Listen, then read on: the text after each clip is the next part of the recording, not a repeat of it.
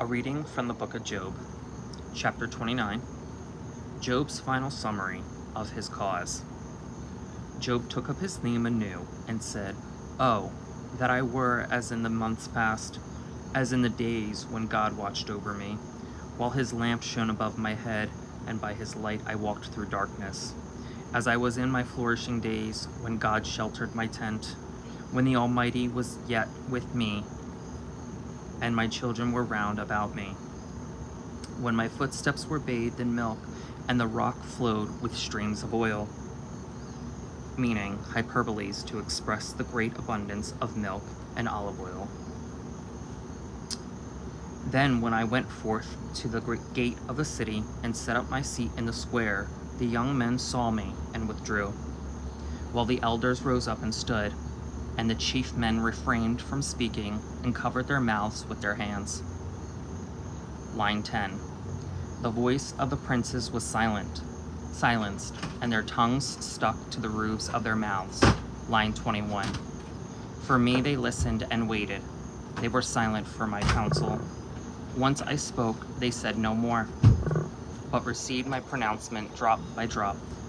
They waited for me as for the rain. They drank in my words like the late rains. When I smiled on them, they were reassured. Mourners took comfort from my cheerful glance. I chose out their way and presided. I took a king's place in the armed forces." So at 10, line 10, it goes to 21 to 25. Now we're going back to line 11. I don't know why it's out of order. Take that to the Lord. "Whoever heard," maybe what's going on with the rapture, "whoever heard of me blessed me. Those who saw Exodus, those who saw me commanded me. For I rescued the poor who cried out for help, the orphans and the unassisted. The blessing of those in extremity came upon me, and the heart of the widow I made joyful. I wore my honesty like a garment. Justice was my robe and my turban. I was eyes to the blind and feet to the lame was I. I was a father to the needy. The rights of the stranger I studied, and I broke the jaws of the wicked man. From his teeth I forced the prey.